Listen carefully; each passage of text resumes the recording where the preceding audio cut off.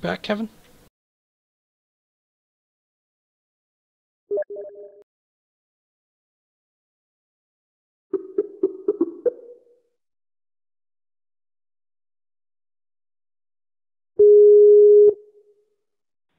Can you hear me?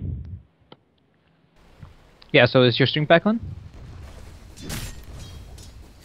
Alright.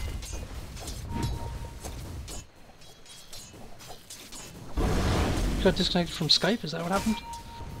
Yeah, I'm not sure if it was you or is it me, but yeah, Skype was disconnected.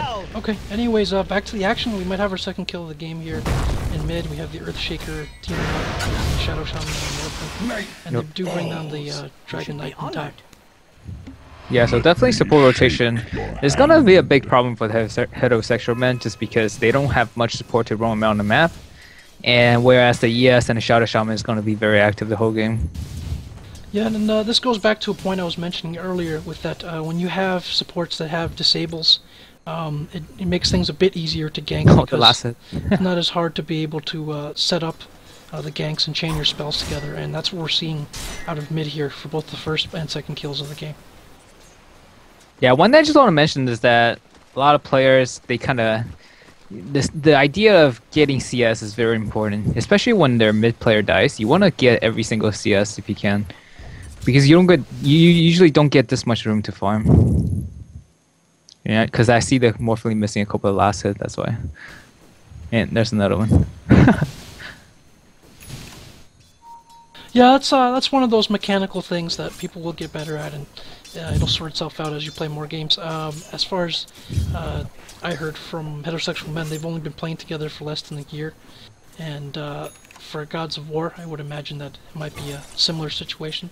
So that'll work itself out. But I mean, this game has so many intricacies and complexities to it.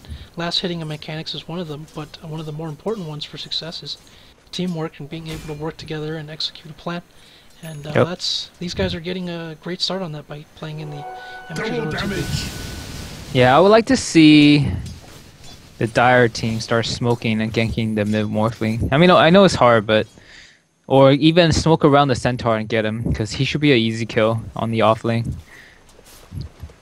And then we see Centaur is already at level 5, so they're not doing a good job zoning him now. Yeah, and another thing to mention, here's another problem with having a few disablers on your team, and that is that if you gank someone like Centaur, who's very tanky and has a lot of hit points, if he carries a TP scroll, you only have one way of stopping that on their team from their supports, which is a stun from the Wraith King. So if he carries a TP, it becomes very difficult to kill him because he can simply wait for the stun and then TP himself out to safety, and there's nothing that the other team can do about it unless they have a ton of damage. Yep. So God of War support are doing a lot of work. They're actively buying smoke and dewarding, so Dyers are not going to see these gank coming. It seems like they're moving towards top to maybe grabbing this kill on TA or, I mean, on the PA or the Skeleton King. Oh, I mean the Wraith King, sorry. Yep, and we can see on the map actually the drawings from Ebola Lord and Auto Rocket. They're plotting out their course, ready to use their second smoke of the game, and up they come. Smoke might be broken by the Venomancer, let's see. Oh, yeah, it's broken by the Venomancer, but they're still heading towards the PA. There's a ping coming out from Ebola Lord. Oh, it seems like the PA noted. I'm not sure how they see them, but there's no awards or anything, so that's some good maps awareness by the PA. Yeah, I think her spider senses tingled a little bit there, or she might have been told from her teammates that supports were missing and to watch out. And then with the Morphling rotating top, middle tower is under attack. But he just make a duplicate and just left. So if the fight broke out in the next, 10 seconds, he might just go on top and grab the kill, but it doesn't seem like it's gonna happen. I want to make a quick aside here to point out what the Dragon Knight is doing. So the Dragon Knight Ultimate Elder Dragon form has this thing called Corrosive Breath, which deals damage over time to towers. So what you'll see mid-Dragon Knights do is when their opponent has left the lane or when they feel safe, they'll go into ultimate form and start putting damage on the tower, and if left unattended, they can take down towers really quick. So that's one of the early advantages of mid-Dragon Knight. Hey look, Jad, this guy's not rushing Battle Fairy like you usually do. He's actually getting boots. Oh, wow. I like this guy already. I'm not a fan, Kevin. If you're gonna go greedy, you've got to go greedy all the way. Full greed. I think maybe you should start playing Alchemist. That's the full greed hero. I'm gonna make another point here about the anti-mage. If you see his skill build, he has 4 points in Mana Break and 3 points in Blink. So often what people do on anti-mage is they put 1 point in their Oh spell no, shield. his salve just got cancelled. Yeah, I think you jinxed him, Kevin. I think you started Yeah, praising that him a was- little too early. He definitely missed the second attack there. So what some anti-mages will do is they'll get 1 point into spell shield first, because the first point gives you 26% resistance and additional magic resistance, whereas each subsequent point gives you only 8%. So that 1 point is tremendous value. What you'll see some other anti-mages do, depending on the lane situation, is they put 1 point into Mana Break, Blink, and Spell Shield early on. And Oh, we put might the have a rest- fight up top. The PA is thinking of going on, but definitely hesitated. And the Centaur with the stomp too. Nice save from the It's okay. Centaur there on Evola Lord. Oh, that was definitely not necessary. But you know, better safe than sorry. Yeah, you never Oh, know the Weaver might what's be in coming after trouble. that. Oh, this is where the boost comes into play, Jack. Look at this. Wow, the boot securing a kill there, and the blink out just in time. The boots definitely saved the day. Super Juice Box gonna find him. Is he gonna put That down was some a greedy playboard? Korean barbecue build. They definitely would have missed that kill. That's probably true. Oh, Well- by the way, Korean barbecues, Jack. Well, we stopped talking about the anti-mage, and now we're gonna go right back to talking about him after he secured that kill. Yep. So his build right now is very useful offensively, and it's good against the Weaver if he's able to get hits off, because Yep. the Weaver obviously needs mana to use his escape mechanisms. So with Yeah. 4 points in Mana Break, with a disable or stun from his teammates, the anti-mage only has to hit the Weaver a few times to burn his mana or make him feel unsafe. Yeah. Max There's really Blink no also- point. Yep, Go and on. he can chase the Weaver. And there's no point getting Spell Shield just because, you know, like you said, heterosexual men, they love their carries, so there's not going to be much magical damage coming out. There's no point getting the, you know, mana reduction. I mean, sorry, the resistance to magic. Yeah, he's not expecting to get much pressure down here. So his build is very efficient for getting in and out of those little skirmishes, as we just saw, and for burning the Weaver's mana. So his build has paid off so far. He's doing exactly what he needs to do. And we see the Centaur 1.5k, so soon he will be getting his Blink Dagger, and then expect a lot of more team fight coming after that.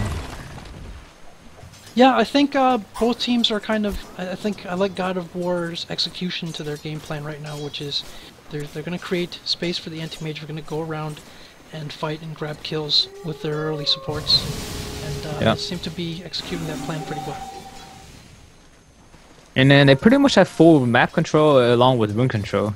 So HSM is gonna have a tough game ahead of them. Fortune's change. Yeah, and shifting over to the net worth graph, now we can see that Morphling and Anti-Mage are currently tops on the list. Phantom Assassin and DK for HSM aren't far behind, so they're kind of getting what they need. But another additional point I want to add to net worth, while that's a good and useful indicator in and of itself, for many heroes it comes down to certain key items, or swing items I want to call them, that determine the progress of their game, and or absolutely items that they need. So for example, Battle Fury for Anti-Mage is usually the swing item for them. They need that to just start snowballing and blinking around and farming like crazy. So I would say that the Anti-Mage, he doesn't have a ton of last hits down here, but he does have a kill on the Weaver, and he's not too far from his Battle Fury. And most importantly, he doesn't seem to be likely to be pressured anytime soon, so you could see the snowball real soon down here. Yeah, and it seems like God of War is winning pretty much all three lanes. And that's the problem with the whole all carry lineup. You know, you have to win these laning stage in order to get to a late game, because at this point they're just gonna end in the mid game where before PA and Dragonite even come online. Yeah, I do want to point out also that I love casting and watching these kinds of games where you have two different philosophies and strategies going against each other, instead of seeing the same thing, because it's kind of you know, it's an interesting dynamic here. You have like each team trying to impose its style on the other. Yeah, but it's a little bit hard to for us to kind of grasp what the players are thinking, just because of these unorthodox strategies. So, you know, if we make some bad predictions, you know, it's kind of hard. Thing that HSM's captain did tell me before the game was that, you know, they like carries, and this version kind of favors that. Carries do pretty well in this version. In general, even if you get far behind, the amount of gold you get from ending streaks is pretty good in this version too. So, you know, even if the early kill lead goes to God of War, they only have to slip up once or twice, and before you know it, the HSM are back in the game. So we see the PA going first, Yasha first. I mean, it's a decent build, he gets some mobility, but I would like to see a Ring of Aquila on him, just because you see him running out of mana constantly. Yeah, it's one of those good, sometimes what you have to do if you're running more carries than the other team is that your carries have to go a bit more tanky or early fighting builds to help them have more sustain in lane. So for PA, that would be, as you mentioned, Ring of Aquila, could be Drums of Endurance, things that help her be tankier and stay alive, things that help her stick around and continue farming. Yeah, and so far there's not much action except God of Wars might be looking to push mid once the Shadow Shaman hits level 6. Yeah, things have tapered off a little bit. God of War was very aggressive early on, and you know, again, I think both teams have tightened up a little bit. They're being cautious and like sniffing each other out, and they're content to just farm. Middle tower is under attack. Here we do have kind of a concentrated siege here on the mid tower. Ebola Lord on the Shadow Shaman is not yet level 6, so he doesn't have access to his Mass Serpent wards just yet, which would greatly accelerate the push. But the 4 of them are difficult to hold off with just the 3 heroes that HSM have committed here. Yep, and that's another problem with all this all-carry lineup. If you have no AoE to defend these sort of pushes, you kind of just give up free towers. So I mean, Heterosexual men really got to get their agenda straight. Do they want this Wraith King to farm, to be a carry, or is he a support Wraith King? He's kind of just sitting up there, leeching XP from the PA and not doing much roaming. Yeah, he's this is the other thing. I mean, you know, you need to have people who can synergize with you. So if he's a Wraith King right now and he goes around stunning people again, he doesn't have a whole lot of tools for getting kills. So for now, he's just in the general vicinity of the Venom Assassin, hanging out, making sure that she's safe. Yep, and then Morphling completed his Yasha, probably on his way to either a Manta or this is just a Valley Yasha. And the Battle Fury is already complete on Anti-Mage, so he's farming really well. Yeah, that's the snowball item that we talked about here, and he can start clearing out jungle camps and blinking around. He has enough regen and mana regen to allow him to keep doing that. So one thing I want to point out that Ebola Lord is doing that a lot of the other Shadow Shaman players doesn't do is that he's maxing out the shackles. And if you look at what the shackle does, it doesn't really provide much of a upgrade in terms of leveling up, just because a 2.75 second at level 1 is already very potent in terms of ganking. There's really no point of getting it up to 4 seconds, and chances are the other team is not going to let you hold their carry on for 4 seconds.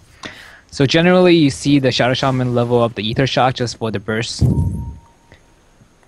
Yeah, that's a great point, Kevin. I mean, if they're going to let you hold someone for that long, then you know, you're probably either able to kill someone already by then, or the duration almost doesn't matter.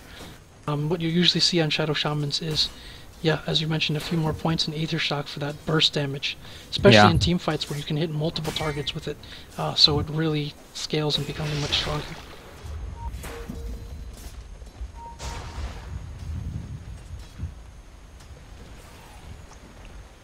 So yeah, it seems like Gods of War is poising to push top.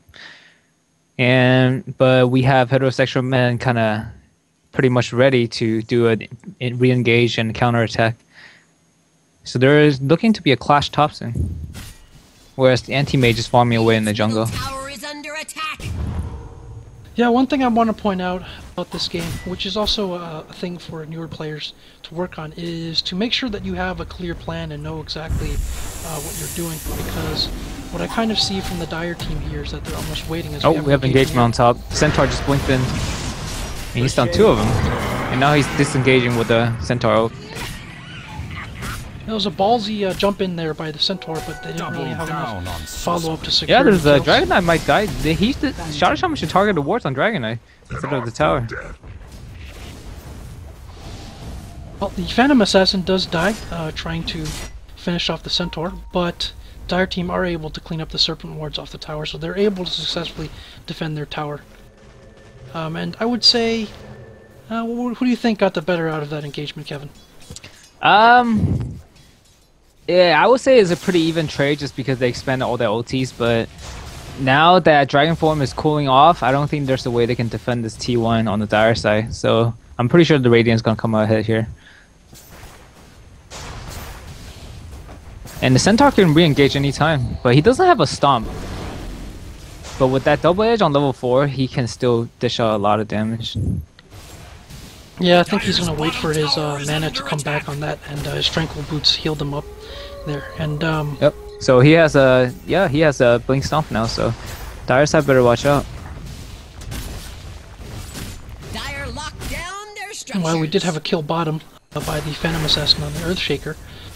Oh, the Earthshaker definitely overextended himself. He has no HP and he was farming way too up. Dire's top tower has fallen. Their aggressive wave forward by the Morphling and was able to create enough cushion for them to take the tower.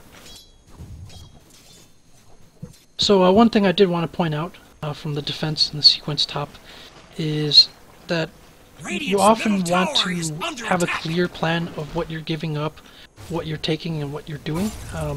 In this case, the Dire were not able to defend their tower, and experience might show them in future that they should not try to defend the tower at all, but perhaps try to push or exert pressure elsewhere, maybe get a trade out of it. And this game, you know, you can break it down into very utilitarian terms in that no matter what's happening on the map, if you're giving something up, you need to be getting something in return. So if they're taking a tower and you're not able to defend it, you need to either be getting a tower elsewhere, getting a kill, getting crucial farm on your carries. You always need to be getting something, basically, at any time during the game. Dire's middle tower is under attack. Yeah, and then we see the Radiant side giving the ES, the Earthshaker, a lot of room to farm just because that Blink Dagger is really crucial on the hero. Once the hero gets the Blink Dagger, he became like very, very potent. He can just jump in, initiate, and get like a triple chain stun. So, and then you have the Centaur blinking in to initiate, and then into a ES stomp, and they'll just, you know, be devastating. Oh, we have an engagement here with the triple stun. Another ring Well, of it seems like wards they're around the tier 2 disengaging tower. again. And, Yeah, that's some not such good coordination there by God of Wars. And then they yeah, it got seems that both teams are a bit tentative here, and I think what God of War seems to be content to do is go in, use their blinks, use their Morphling to deal some damage, to distract them and keep them off the tower so that the Serpent Wards can finish it off. So in terms of taking towers, they have achieved their objectives, but there hasn't been much bloodshed from these actual pseudo engagements. Yeah, and the PA seems to be content just going to a basher. He's lacking in regeneration, but that should be fine just because his teammates almost always near him.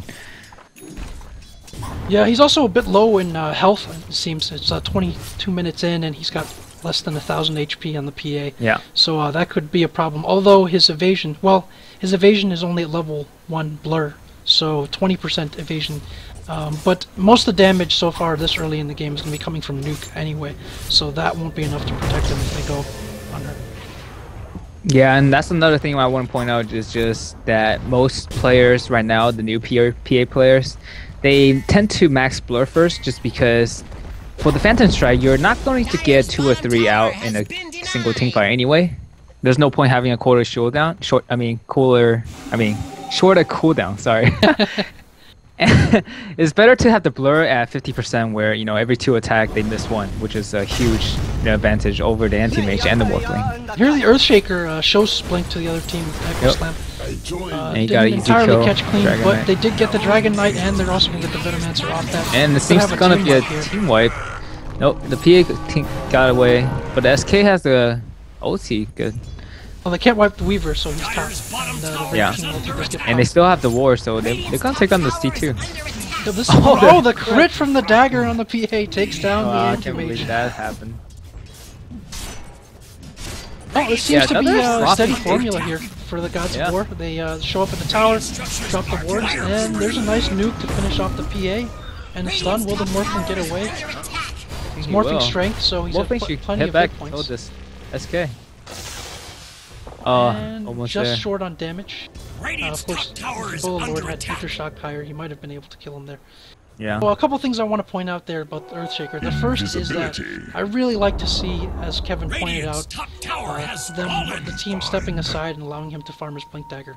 There are certain heroes and certain items that are absolutely crucial to have, and Blink on Earthshaker is one of them, just because of how instant the initiation and the damage coming out from him is. So a really nice move there from the team to say, hey, we're going to step aside and let you farm. That's something that you don't see much in pub games where everybody's kind of just looking out for their own and just doing their own thing. Yeah, a lot of time people don't give the support or the crucial four position hero like farm, and then eventually starve their own teammate out, and they will just have no items, and there won't be any engagement or any initiation. So I like to see team giving their 4 position either a ES, TIE Hunter, some farm, and the early Blink Dagger will actually prove to be very useful in these team fights. Another thing I want to point out about the Earthshaker is that when he first bought his Blink, when teams will be on the lookout for crucial items like that. So they'll be on the lookout and usually tell each other, hey, Sand King has a Blink, Earthshaker has a Blink, TIE Hunter has a Blink. So usually when heroes get that crucial item, the first time they use that item, when they first show it, is when you want it to be most effective. You want it to be a surprise to the other team that you have it. So that was a nice job of him to not just run around or envision of the enemy or creeps and show that they have a Blink Dagger so that HSM could point it out. He just came into the first fight with the Blink Dagger immediately. Yeah, HSM is in the world of hurt. They have a 4-core lineup and they're down by almost 10k or 7,500 on both experience and XP. And Anti-Mage just got with this Battle Fury bow, he's just gonna pull further and further ahead.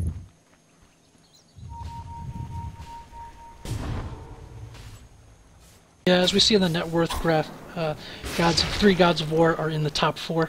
So that's definitely looking good for them. And they've also only lost 1 tower this whole time, which was to the Weaver split pushing during the team fight bottom. Yeah. So the tower advantage provides a lot of gold, and it provides an advantage in terms of space, as we might have an engagement here to defend top. Yep. Well, the problem with heterosexual men is that they have no initiation power. None of the hero can jump in first. They don't have a Blink Dagger on the DK or the Shadow Blade. So they kind of just have to be defensive and just keep protecting their towers as 4 or 5 heroes. That's an excellent point, Kevin. They're also a bit short on not just initiation, but burst damage. So you see sometimes the God of War heroes can jump in and just quickly blow up a hero before disengaging through Centaur Dire's ult, bottom tower through is under Morphling attack. shifting to his replicate. But the Dire doesn't really have that option. Their heroes Yep. are more about sustain, which is usually the case for carries. Yeah, until the Skeleton King, the Wraith King giving a Blink Dagger, which is where he's going, they won't have any team fight or chasing capability. Oh, it seems like they're gonna engage. You have an Earthshaker hidden down here, and he might change the course of this fight. Yep. There's a 4-man fissure. He's going to go in. There it Very is. There's nice. the epicenter. Bringing down the Venomancer. And then instantly another before stun. he's able to get Oh, his spells off. seems like it's gonna be a 3 hero at least. And then the PA is escaping, and the Weaver should be able to get away. Yeah, but this seems like a T2 tower. Yeah, and the 2 HSM And meanwhile, carries we have have no the- choice to go Yeah, back meanwhile and the lick the Anti-Mage wounds. just took down mid T2, Dire's and he's middle not about to take tower is T3. under attack. Yeah, see, that's the problem with all carry lineup. Even with the 4-on-5, they still manage to take 3 hero out and at the expenditure of just a Shadow Shaman.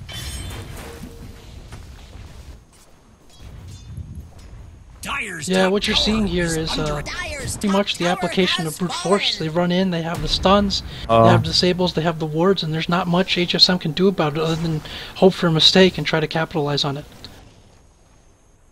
Yeah, and now the Anti-Mage finished with Manta. He just gonna be, he pretty much is gonna snowball through this game. And there's nothing the Dire team can do about it. And as you know, Anti-Mage is a natural counter to the Wraith King. Once he jump on the Wraith King, Manta just burn all his mana. There won't be any ultimate left. Yeah, and we'll see how he uses the Manta style here. I mean, it's obviously an item that has great utility for a lot of situations. You can Manta out of the Wraith King stun and out of a lot of other stuns and disables. You can Manta out of silence as well, which is something that the teammate usually has to worry about as a tool for enemy heroes to kill him. And with the Manta now, I mean, he not only has more stats, much tankier, attacks faster, but he's also just a lot harder to kill. Oh, I don't know why they shy away from PA. They definitely could have easily killed her. Yeah, the Morphling might be going a shotgun build with that Eagle Song. Either that or going to a Butterfly. I would bet that he's going shotgun here, Kevin. Oh, the Venom just melted like butter. That was. Yeah, and even without the shotgun, there we see the was Venomancer really no just went point. down. Stun Yeah, on the Morphling I image. see this game ending in about 15 minutes max. Hope it doesn't end before someone picks up this Gauntlets of Strength, though. Yeah, seriously.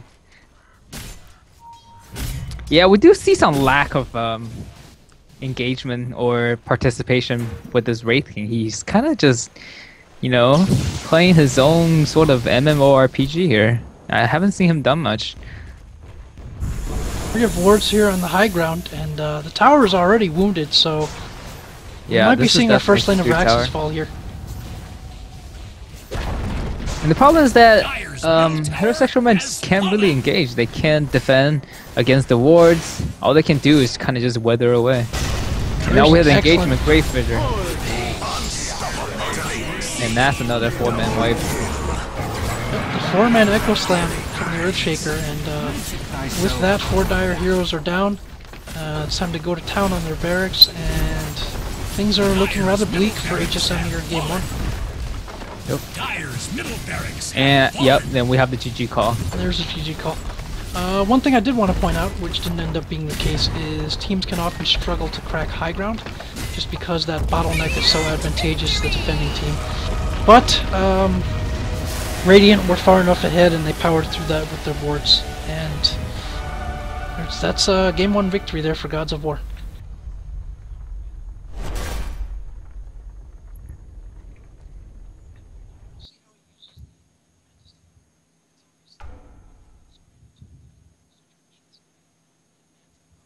Alright guys, so that's our Game 1, and we'll take a short break, and we'll be back for Game 2 as soon as the both sides are ready.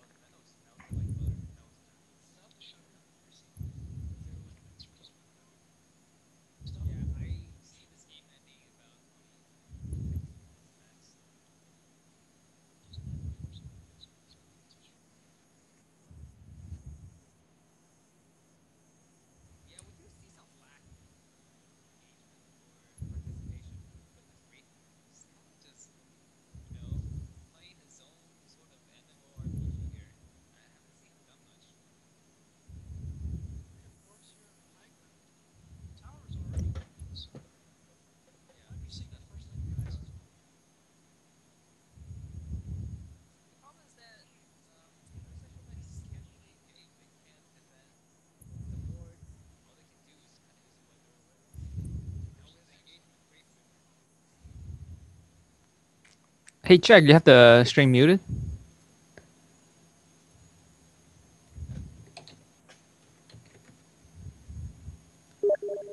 Hold on, let me see.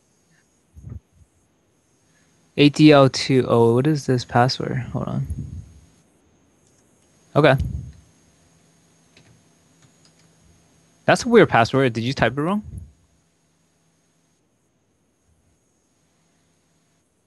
AD2L15, okay.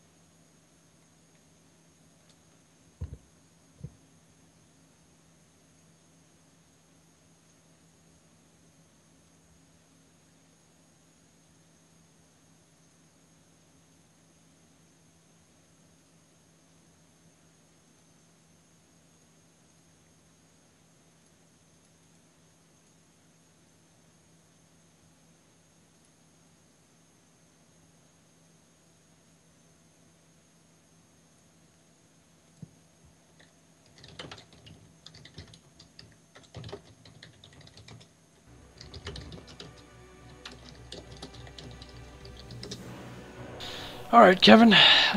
We're just getting set to go back here for game 2 of Gods of War versus Heterosexual Men.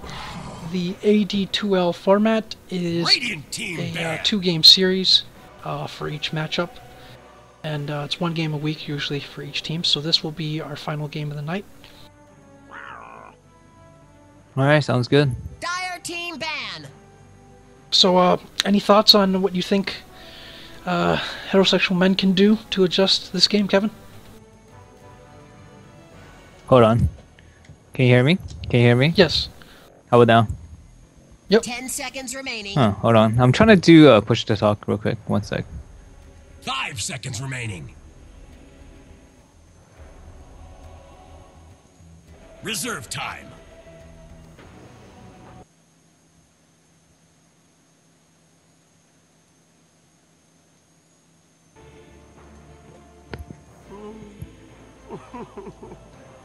Radiant team ban. Can you hear me? Yep. We're good. What? This is so weird. Okay, never mind. All right. Sorry, what was your question again? So yeah, what do you think? What do you think can be done in this game for Heterosexual Men to adjust? And well, their first pick is already different on the Death Prophet. Oh yeah, I mean that's the start. I mean, their problem was too many carries and not being active, and with the Death Prophet, you know, the hero itself is just a pushing machine. So I'm guessing to see a way different playstyle from Heterosexual Men. Yeah, and Death Prophet has been one of the most popular heroes in this version and in this patch and for a while. She's a hero that does so many things, usually out of the mid lane. Her Crypt Swarm allows her to farm effectively and harass, and it becomes a spammable spell. She has a Silence, which is very high utility in a solid AoE, and obviously Silence is just a great tool at any point in the game. But I think the real breadwinner on her is the Ultimate. The Ultimate is a series of ghosts that come out and deal a ton of damage. It allows her to push towers, destroy single enemy heroes, and makes her a high priority in team fights where if you leave her alone, she will just kill everyone with the Ultimate. Yeah. Well, last game, I mean, the only difference I see in terms of, so you do see a lack of supporting experience on the Heterosexual Men team. Sorry, let me mute something real quick. Witch doctor. Dire team pick. Yeah, so on the previous game, you see that the lack of experience playing support players on heterosexual men. You have the Venomancer and the Wraith King, which are two very active supports, but you see the Venomancer was jungling, and the Wraith King is kind of just sitting behind the PA to not doing anything. Whereas the ES and the Shadow Shaman on the Radiant side, on the Gods of War, whereas they're just smoke, check rune, and ganking mid and bottom lane a lot. So they're the 10 two players that seconds kept remaining. kept them in the game and just keep forcing these fights and pushes that 5 it's in their seconds favor. remaining. Yeah, and we see a number of team fight-oriented heroes coming out in these first few picks. The Centaur, as we saw last game, very versatile, great for entering or getting out of fights, and he's somebody that can just get in front of the Death Prophet and either lock someone down or just be something that can't be ignored while she does the damage, keeps her safe. And for Radiant, I mean, we have Tidehunter, who's just a great team fight presence hero all around with the Ravage, and Witch Doctor also, who is a great team fight support with both the Death Ward and the casks bouncing around. Yeah, so for heterosexual men, if they want to win this game, definitely have to abandon their usual, favorite strategy, which is picking 4 carries, and kind of adapt to the norm, and picking maybe a Centaur off lane, getting experience and Blink Dagger into just pushing. But they're gonna be running into a wall here. Just looking at the first two pick on the Radiant side, Tidehunter and Witch Doctor are both very good at defending. Yeah, I would say that it wouldn't totally surprise me if heterosexual men were to continue onto their strategy of picking multiple carries. But the carries that you do pick, if you run a multiple carry lineup, does matter. I think if they do try to run multiple carries, the Death Prophet will assume a similar role to the DK last game, which is to be able to push towers while the attention is focused elsewhere. Except the Death Prophet is, I would say, a bit more self-sufficient and is also very quick at taking down towers, whereas the DK does that as well with his ultimate form, but it is more ultimate dependent, and it depends on him being close to the tower, and it's not as quick, I would say, at raising towers. Yeah, then we see some straight-up counter pick from the heterosexual man, the Morphling, and the Anti-Mage. So it'll be interesting to see what Gods of War to pick to carry this game. 10 seconds remaining. Yeah, I mean, just to throw this out there quickly, there are a couple 5 seconds interesting remaining. carries that are strong that people have been popularly picking. One of them is Spectre. I could certainly see that Reserve time. being made available. Or I could see them going with more of a mid-game active carry, which seemed to be their preference last game. And the Morphling was banned first here by HSM, so we won't be seeing that again. Oh, we have an Invoker. That's gonna be fun to watch. Dire team pick. Most versatile hero in the game, Kevin. Every Yep. tool in his box. And the Wraith King. Yeah, I still don't know how people play Invoker. That hero is very hard, and I'm not sure how the skill are memorized by the players, or they have some sort of script, just kind of craft the skills for him. But that hero is very, very good, and especially against Wraith King too. If you go the Quas Wex spell and just burn the mana, the Wraith King become essentially useless. Yeah, that's one of the great things 10 about seconds Invoker, right? Like a remaining. number of viable builds. You have the Quas Wex you mentioned, which makes him move very quickly, 5 and burn seconds mana, remaining. which is especially crucial for heroes with limited mana pools, such as the Centaur and the Wraith King, who, as you mentioned, needs it to resurrect. Dire team And pick. as you said, the Invoker, I mean, he's just got every tool in his kit, and those heroes are always fun to watch. I mean, with Dota, each hero and each spell that you use has its own intricacies and details to be observed, and the Invoker has more spells than anybody else by far. So Yep. It'll be interesting to see which build he's going. I'm guessing the 10 Quas seconds Wex, but remaining. I'm not sure if the individual player that's gonna use the Invoker has 5 practiced that seconds particular build. Because I do know there's two type of main ways to play Invoker, at least at this meta. You have the Quas Wex, Reserve time. and then you have, what is the other one, Exhort. Jack? Yeah, you have the Exort Invoker, where you had, just massive Dire amount team last hit ban. damage, and you push tower like no others. Yeah, it depends on the player that's playing the game. I would say the best strategy here is to go Quas Wex into maybe Hex, and just go roaming around the 10 map and seconds just cause remaining. havoc.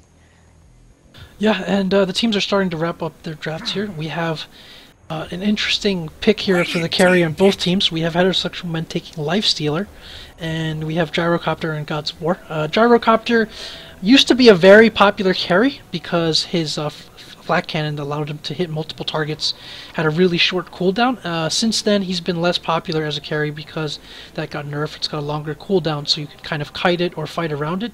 And Gyrocopter's natural weakness always was that he was a bit squishier of a hero. 10 seconds And I think that remaining. might come into play this game, because if you look at the lineup of heterosexual men, they have a lot of 5 seconds tanky, remaining. come-at-your-face heroes. Lifestealer can infest himself in the Centaur and hitch a ride and then come out once the Centaur is on Reserve top of his time. target. So how they protect the Gyrocopter could be a factor of this game for Gods of War. Yep. Yeah, I never noticed this, but look at the Lifestealer portrait. He looks terrifying. He has like teeth coming out of his lips. Yeah, that is that's like stalactites in a cavern, right? That's a That really is quite scary gruesome looking dude. right there. Yeah. Other than that, Lifestealer itself, he's a pretty scary player. I mean, a slick, scary hero too. If he gets farm, I don't see any hero on the Radiant team that can counter him at the moment. Yeah, and he's also got some nice natural tools for dealing with the Tidehunter and the Witch Doctor. I mean, and the Invoker, of course, too. He can just rage when their spells are about to come out or when he anticipates it. And that's a lot of what it comes down to when playing the Lifestealer, being able to time your cooldowns and spells to minimize the damage and lockdown that the enemy can use on you. Yeah, I mean, so far I actually do kind of like the Dire pick just because they have a lot of sustain. All the heroes so far are really hard to kill and to burst down. remaining. Even with the Ravage, none of them is gonna go down instantly. 5 seconds So remaining. if they take advantage of that fact and they get some mech, maybe get a pipe, they will win every team fight hands down. Yeah, and as you mentioned, this is the thing with the Radiant heroes. When you have ultimate dependent heroes, such as the Witch Doctor, Tidehunter, and Earthshaker, then you want to be able to deal your damage and get your kills in that first burst, basically. But heterosexual men have very sustainable, tanky survival heroes. So, depending on how that's timed, it may not be enough to bring their team down. Yep. Oh, yeah. Looking at the final pick of Warlock, that's a good pick. Heterosexual men definitely has a better draft, but they do lack in mobility. Whereas the Invoker, if he goes to Quas Wexpo, he's gonna just do a lot of work. So in terms of overdraft, I definitely favor the heterosexual man. But then again, it all comes down to gameplay. Yep, and we also mentioned pre-game the adjustments that the teams were going to make, and we see a clear adjustment here from heterosexual men. No Prepare more for greedy battle. 3-carry lineup. It looks like Nakes is going to be their safe lane carry top. They'll probably run a Warlock bottom. No, will Warlock be babysitting? I guess it's a tri-lane top with the Wraith King supporting again. So not as greedy a lineup out of them, and Warlock is another extremely strong teamfight hero. His rock is just going to cause havoc, does a lot of damage. It also cancels channeling spells like Witch Doctor's Death Ward. And of course, between Fatal Bonds and Upheaval, those are just absolutely amazing teamfight skills that will help keep God of War in place so they can get bursted down. Yeah, they actually have a very good lineup in terms of disengaging and counterattacking. They could have Nakes and all the tanky hero 30 up front and seconds to team fight, battle. and then once they got engaged on, he can just drop a rock, and then the tides will turn. I got confused about what to call him for a minute because he is the Lifestealer, so I'm not sure if those of you who haven't played Dota 1 would be familiar with him as Nakes, but that was his name back in the day. And at one point, way back in the day, he didn't have any active skills, he just had 3 passives, except for his ultimate. Good right? old days. The battle begins! Yeah, I'm surprised. I want to see the Warlock actually skill Upheaval, actually. If they get level 1 Upheaval, the Tidehunter cannot escape the stun from SK into the Upheaval in the slow movement. Yeah, there's no smoke early this game, but that's another one of those things. It's like a surprise skill build, right? You wouldn't expect that out of the Warlock, but it could be used to secure a quick first blood. So we'll see what he uses that point in here. But yeah, the chances of them killing the Tidehunter is very slim just because of that Anchor Smash, taking all the damage away from the Nakes and SK. Yeah, and it's one of those situations where the longer they wait, the harder it's going to be to kill Yep. him as he levels his Anchor Smash and his Kraken Shell.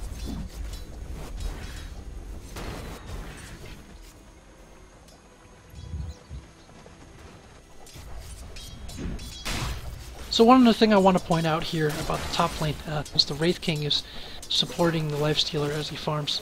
Usually as a support hero, you want to be, especially if you're in the safe lane against the enemy's offlaner, you want to be actively trying to keep them out of the lane or zone them out or harass them. In this case, the Wraith King, what you want to be doing is trading your HP and your regen for the other guy's HP and regen. So that way, once he's exhausted his regeneration, he either has to settle for taking less experience at the risk of death, or he just basically can't come up to the lane and harass your carry as much. So Yeah. I'd like to see the Wraith King make that adjustment and start trading his hit points for the tides to give more space for his carry to farm. Well, what should have happened here is that Wraith King can't really harass the Tie. It should have been the the Warlock that's harassing the Tie, whereas the Wraith King doing the double pull. So they definitely have the priorities kind of mixed up here. Yeah, that's another great point. Obviously, as a ranged hero, it's easier for him to harass without pulling aggro from the creeps. And he also has a natural skill fit for harassing. The Shadow Word is very mana efficient for the damage that it deals, compared to Wraithfire Blast, which costs more and isn't as spammable. And looking at top lane, the Warlock should have realized that they have a ward there, just because the creep spawn is blocked, and the Tie seems to always know when he's about to get harassed.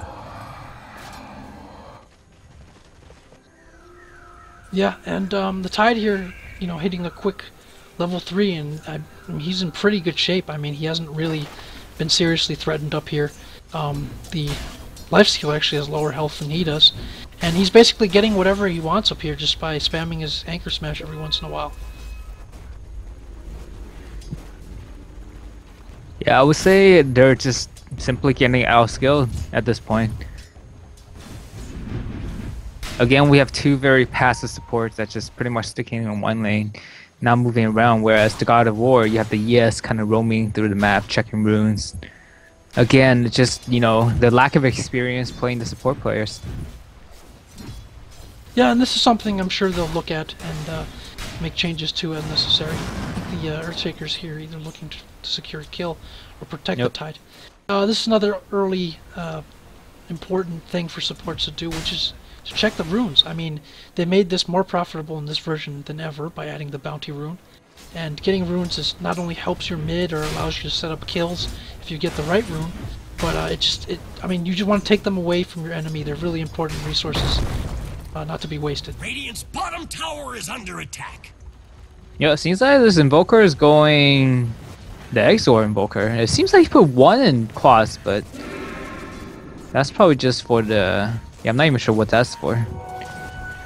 But he's definitely going to Exort. I think the combo he's looking for is to be able to Cold Snap, possibly with Forge Spirits, and then hit the Sunstrike afterwards. It's a very self-sufficient Exort build that does a lot of damage by itself, and he can pick up a lot of kills with it. And it's especially a threat to heroes that don't have a natural built-in escape, like the Death Prophet. It seems like... And the Invoker, he's gonna score pretty much a 6-minute Midas, which is extremely fast. Yeah, another example of it's hard to pressure him with the supports, the support choices that they have. Warlock is not especially good early on as a ganker, and Wraith King does okay at it, but you need lots of follow-up and damage to it. So I think in a repeat situation from Game 1, HSM supports are not going to be particularly active out there trying to control the game, and they're going to be relying on their farm to be able to do things for them.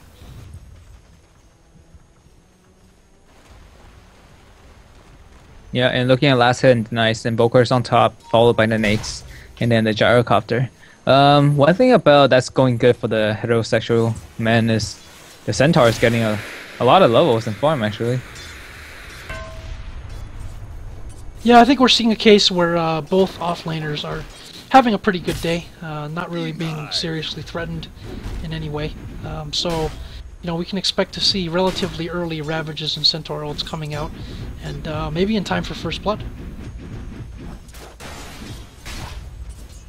Yeah, so Invoker got a 5-minute Midas.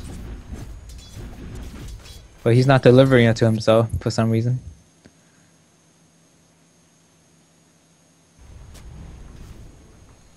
Still not delivering to himself. I'm not sure what the Invoker is waiting for on this Midas. doesn't want to tire the guy out, man. He's got to wait till he has wings first. Calm down, Gold is Kevin. overrated. Gold is overrated. And Lifestealer up here has the gloves. It looks like he might be going for Midas himself. Yeah, it Perhaps. definitely seems like it because he could have easily afforded. It could be armlet. You Could never be know. could be an armlet as well. But yeah, this Gyrocopter Tie down Hunter here is just an early having equal. such a blast up here. Yeah, he's basically been able to get everything he wants. He has his arcane boots here at 6 minutes, and it won't be long before he has Ravage up. So I think this is one of the common things that we see at this level games as they're upheaval, trying to go on the nice. Tide Hunter here. But yeah, this is like a dream come true for the Tie Hunter, going against 2 melee heroes. It's almost guaranteed that he's unkillable. Yeah, and wow, I didn't know that the Kraken Shell did that for last word as well. So yeah, the Kraken Shell dispels debuffs on him once he takes a certain amount of damage, and in this case it took away the Shadow Word, which is only level 1, but is a damage over time. So that was a lot of resources were expended. 2 stuns were used up there. A lot of health was lost on the Nake, so he has to be more careful now. And they failed to kill a Tide Hunter because direct result of how much experience he managed to leech there. Yep, and now he's gonna get level 6. He could probably just turn back and kill those Nakes if he wants to. Yeah, heterosexual men are in a lot of trouble, and we have the Crobiglace expanding his first ulti, and he didn't even get any damage done on the tower. Yeah, the Invoker's done a good job of keeping him at bay, although those spirits really hurt there. He was locked up by Alfredo Fettuccini. It's not Auto Rocket stand-in playing the Earthshaker this time. But this is the other point I wanted to make about tri-lanes. One of the common things that we'll see in pub games and stuff is if you decide to run a tri-lane, then you must at least be able to zone the enemy's one off-lane route. And that depends on keeping the creeps in a favorable position, such as towards your tower so they can't come up safely, or having a threat to be able to kill the hero who is there in the off lane. And in this case, for both teams, having a tri-lane, it means less support, less experience and farm on your supports. So you must be able to zone out the other guy's off lane, or the tri-lane is often falls short. Yeah, and then we see the timing here for heterosexual men on this Warlock ulti. He's not gonna come in for another 5 to 10 minutes. Whereas the Tie Hunter, he already has his AoE ultimate, and they're looking to push down the mid tower. Yeah, and this is also a matter of, it depends, it's all hero specific with the spells that you need, but I would say Chaotic Offering, the ultimate, is probably Warlock's best spell, whereas if you have supports like the Witch Doctor with his Cask, since support Witch Doctors will usually max that early instead of Maledict, or the Earthshaker with his Fissure, those spells, while they do get better with levels, they're really good early on even if you don't have the levels because of the other effects that they provide. So I would classify Warlock as more of a support that needs experience, if not farm, to be able to be more effective. So to put him in a tri-lane and have him subsisting off pulls and be level 3 at 9.5 minutes, I'm not sure if that's what HSM wanted out of him. Yep. Well, like I said, it's just this, they seem like a team that kind of lacks experience on playing support in the number 4 row. Yeah, in the future they probably want to prioritize, practicing some of these 4 core carries. If they want to be a more complete team, that is. And just if you could quickly clarify for everyone what you mean by 4 support, Kevin. You've mentioned it a few times. Can you quickly go over the scale or the system? So as a 4 support, you don't want to take your carries. So carry is 1. You don't want to take the carries farm, but as a 4 support, you want to go like the crucial items like Blink, and maybe it depends on what heroes you are, or like mech. This way, you'll contribute a lot in team fights, and then you usually have like AoE burst, like ultimate, like Warlock, Tai, usually are your 4 support. You don't want to take the farm of your primary carry and your mid player, but you do want to have enough farm to sustain your initiation. That's right, and just to clarify, the numbers 1 to 5 that people assign to positions usually determines their priority of farm. So we might have a first blood down here. Nope, the rocket's on my head. So your 1 position is going to be your first priority. This is usually your safe lane carry. Your 2 is usually your mid, who gets a good amount of solo farming experience. Your 3 is your offlaner, and the supports are 4 and 5. You see a nice upheaval here, but it's probably not going to be enough to bring down this extremely tanky Tidehunter. Yeah. Again, we have, you know, the Wraith King not doing much. You know, he has smoke, but he has still yet to pop it and roam around the map. Yeah, and I want to say that this game is a little bit different from the other one for the Wraith King, in that if he does want to rotate, he is able to get kills, because the Gyrocopter bottom, for example, is a relatively squishy hero. You do have a Centaur ult that allows him to close the distance, so you could have the Wraith King stun setting up the Centaur combo, and since Gyrocopter, although he did wisely get an Aquila, he only has 777 HP right now, so if they were to go for kills on him using the smoke or using Wraith King, I don't think it would be too hard for them to get one at this point. So you're saying he has no excuse not to gain? You're right.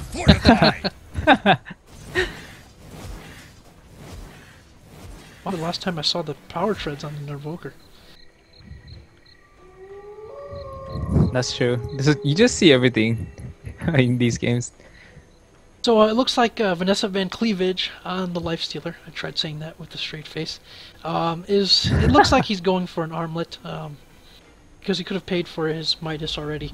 So I think this is a good decision. I mean, I feel like Midas is a bit too greedy, especially because he wasn't getting that much free farm out of the lane. He probably does need to get an item to go fight early, because they're not putting a lot of pressure on this Gyrocopter or the Invoker, and I'm not sure if they want a repeat of last game where they're kind of sitting around and waiting for the other team to get their stuff. Yeah, so going to Midas is probably a good thing, just because in terms of late game, God of War and HSM are kind of similar. Nace could dish out a lot of damage, and if the Skeleton King gets farm, oh sorry, the Wraith King, if he gets farm, he'll be like a force to be reckoned with. You just can't let those Dota 1 days go, can you, Kevin? I just can't. The Skeleton King is so much better. Well, we have a pause here, and so this is kind of an aside, but I advocated for this actually after TI3, which is that I thought the teams should be able to get 1 or 2 timeouts a game, just to actually sit there and like reassess their plans and stuff, and just settle down and figure things out. So, what do you think of that, Kevin? Just like in like a basketball game, having actual timeouts. Yeah, I mean, I like that. I mean, it makes sense, because in basketball game where you have like, you know, a one-sided run, you have like a 12, 20, and 0 run, you want to do a timeout and just cool down, and then let the momentum kind of dies down. It definitely happens in Dota when you see like kills after kill happening for one team, and then it seems like they're on a hot streak and just never stop, and the other team just get demoralized and just completely crushed. And with that timeout, you could easily just regather yourself, you know, calm down. Maybe we implement a new strategy. Instead of pushing, we'll just do a split push, and then it could change the tide of the game easily. So I mean, that's a good suggestion. Maybe you should pursue that and, you know, contact some tournament director. Yeah, it's one of those things where, you know, I think sometimes it does disrupt the flow of the game, and I don't want it to be like NBA games where it's just, you know, just the timeouts just non-stop. The flow of the game is entirely broken, and it's like every few minutes you have a timeout. But I do think it does add some tension to the game to be able to sit there and wonder what the teams, you know, for a little bit, for a few minutes, wonder what the teams are going to do, how they're going to change, how they're going to pursue a certain fight. I think it adds some depth that the teams could use, and it might improve the quality of games to give them that breather to go ahead and reorganize a little bit. Yeah, I mean, it doesn't have to be excessive. Just, you know, maybe 2 timeout max, just for strategy talk, and then that's it. You know, it definitely works. And then, you know, it's professional. This is esport, and then that it has the name sports in there, so it makes sense to have certain timeout to just discuss. Yeah, so, well, if you were in one of these teams' huddles, Kevin, what do you think they would be discussing right now? What do you think their plans are going to be for the next few minutes? And we still haven't had a first blood yet. It's 12 minutes in. Like I said, my suggestions for HSM is definitely smoke up. Maybe prioritize the Warlock, giving him some level. Let the Wraith King start roaming by himself. Get like maybe gather together as 4-man, and then let Warlock farm by himself for that level 6, and maybe push the tower down.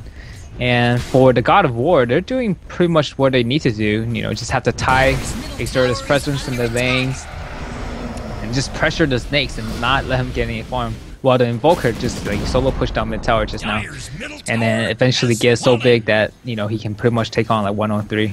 So you basically want Warlock to get that Earthshaker treatment from last game, huh? Yeah, because he's sitting at level 4. He's not even close to level 6, whereas the TIE Hunter is already level 7. They need his ulti to disengage some of these team fight.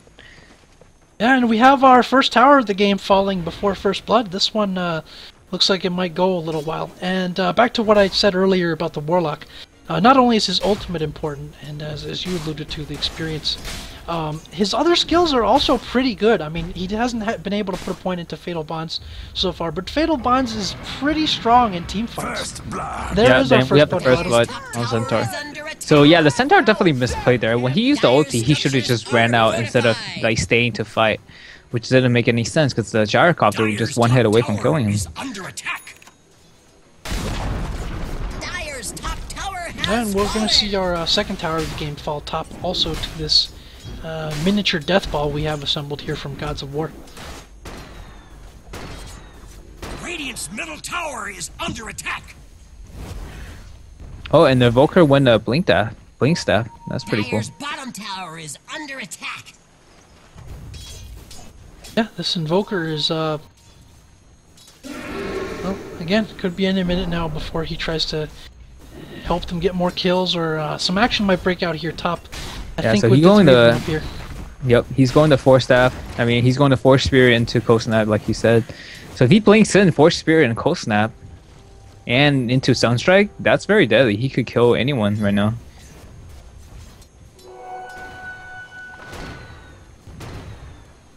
Yeah, and timely retreat from the three Radiant heroes up here. I think it was possible for them to get flanked by 3 or more Dire heroes, but they managed to get out of there in time. So that was a good call on that. And again, the game doesn't have many kills, but just like the first game, it seems to be kind of an incremental squeeze here. Like God of War is just slowly squeezing their opponents out and choking them out from the map and taking their towers. And I'm not sure what HSM are going to do about this. Yeah, not much they can do. They don't have the blink on TIE. They have no level 6 on the Warlock.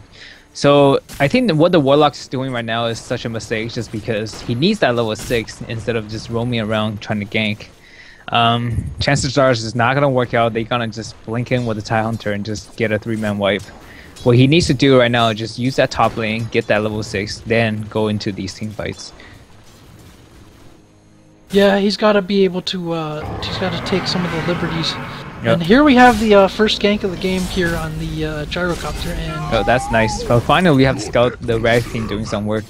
This is exactly what it needs to be doing the first game. But you learn from your mistakes. That's why he's being more active this game. So I like to see that. yeah, and I believe that was the first offensive Centaur ult I've seen this game. We have another fight breaking out here mid by the Dire Tier 2 tower. Yep. The Nake's just cowering away. Yeah, I'd be scared too. There's a lot of scary stuff out there. Yeah, looking at this Invoker. Watermelon. Oh, blink.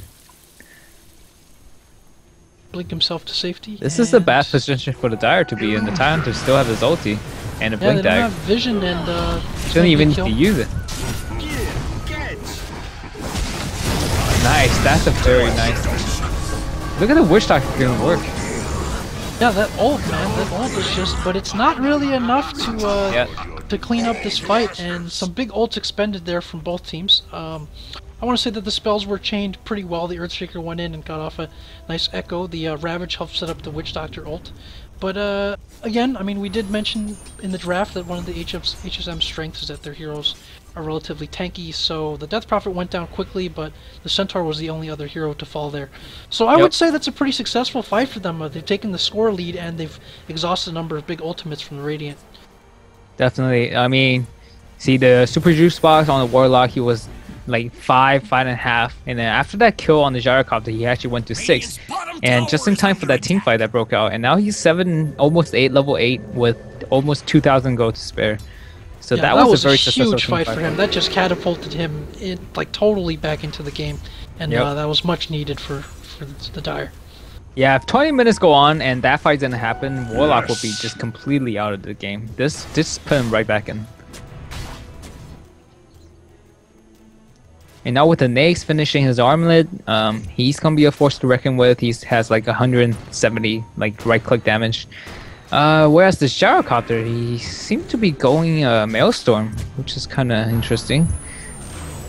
I haven't seen that build on gyrocopter before.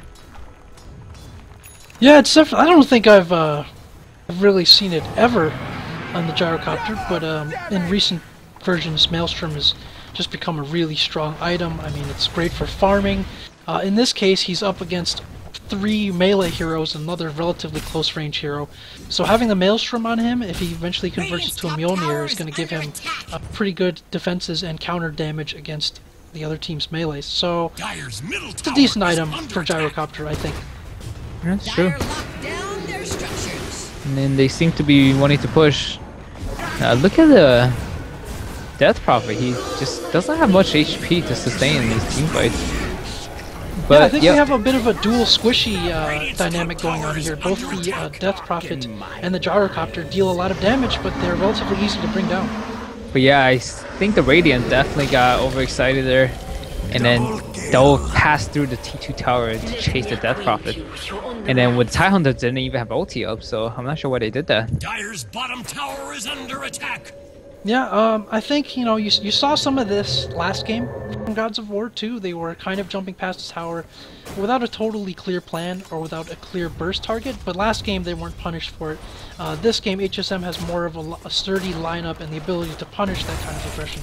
So they're doing a pretty nice job of countering these fights, and really the last 2 fights they've played beautifully both times to get back into it.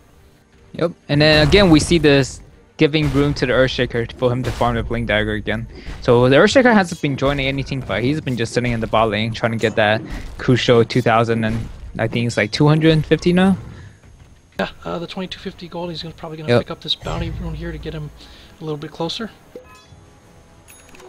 Yes. But looking at the Invoker, he is just a monster. He has his Blink Dagger along with the Yule Scepter already. So if his team hasn't overextended the last fight, they could have easily taken that tower.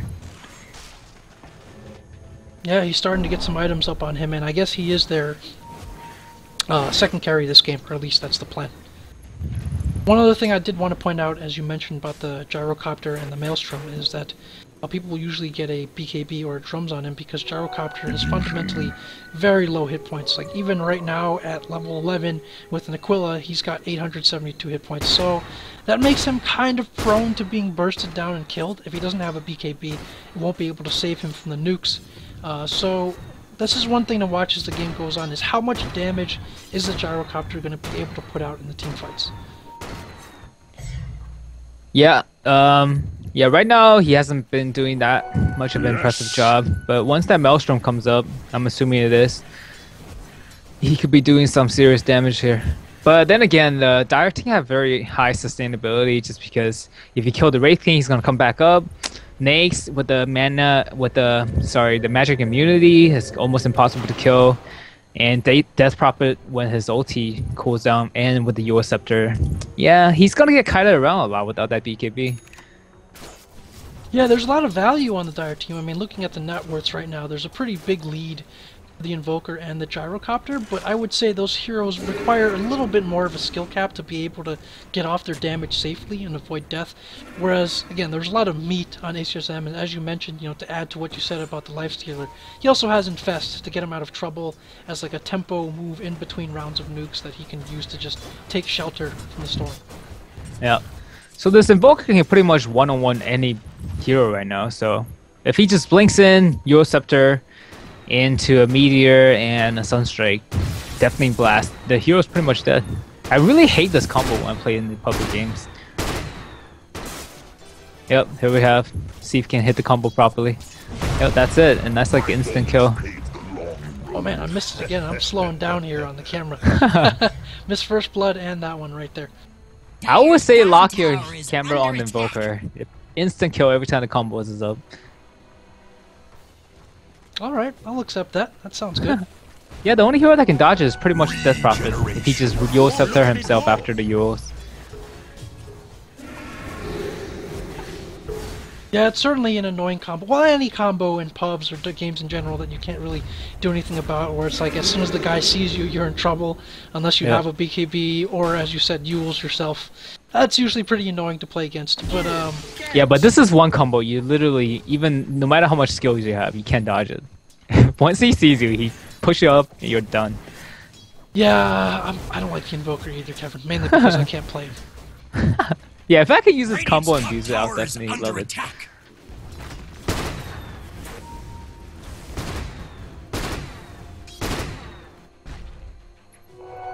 Gold for me.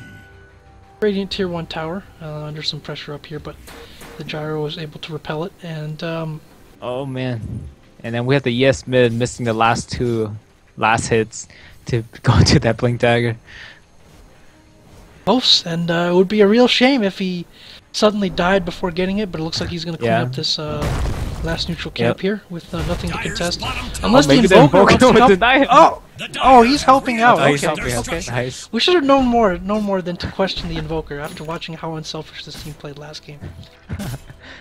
I seriously thought he was gonna take the last hit and then the Earthshaker's gonna walk back just short of 100 go. Well, I mean, if that happened, he should probably just sell his boots and buy a bunch of couriers and send them out. I mean, that's usually how publishing goes, right? And this Witch Doctor, he's got enough gold for point booster. I hope he goes for the Aghanim Scepter, which is just absurd on the Death Ward. It makes it bounce more and deal more damage, and it's Yeah, and truly it's beastly definitely a item. counter for the Life Stealer, just because it doesn't matter if you're Magic Immune. That thing does physical damage. Oh, look at it go. Yeah, it's basically just daring him. If you come out, you're gonna be taking these to the face. So Invisibility. Oh, Warlock might be going down with his Invoker. And the super there's elite that combo. I think was it Sunstrike a little premature there? I'm not sure, but anyway, it was enough to bring down Super Juice Box. Yep. I mean, that was nice map awareness by the super Juice Box, but it doesn't matter.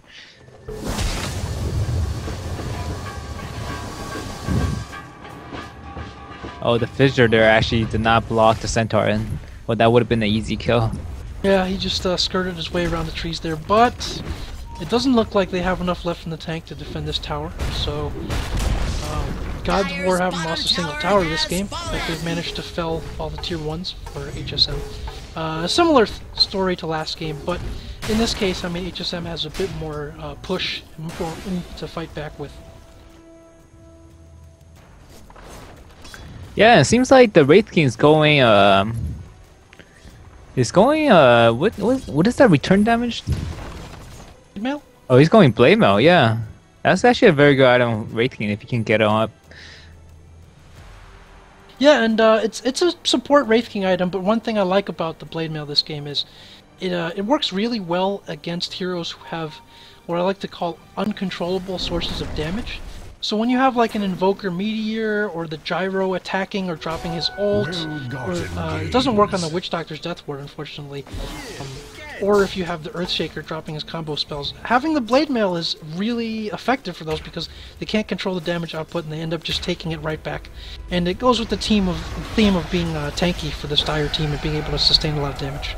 Yeah, but the weird thing is he could afford it, but he's not buying it. So there's some sort of secret strategy going on. Well, for both teams, it was like that with the Midas, right? Well, yeah, the Nakes end up going to Armless, so but I don't see any other items this Wraith King can get, so I'm not sure why he's not purchasing his Blade Mail yet. No, I think he just wants to be careful with the chicken, Kevin. Being a master chicken killer myself, I know the feeling of being responsible for getting the chicken killed. Nobody likes that. Like I said, there's some really just weird decisions being made right now.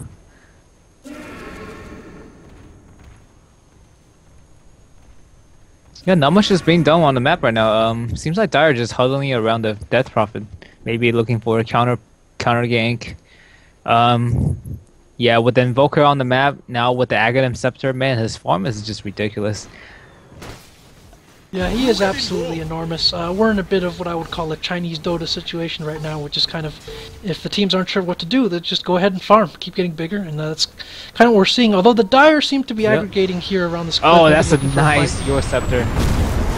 And now the Nyx is gonna be in trouble because he was hiding inside of the Oh Centaur. yeah, I didn't think he wanted to pop out there, but Yeah. Oh, a but nice counter initiation yeah. here. That's for sure.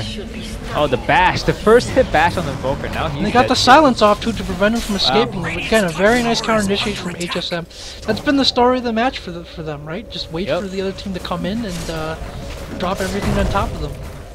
Radiant's middle tower That was is a under great attack. Euroceptor by Invoker, but man, the follow-up on the Dire team just completely destroyed our engagement.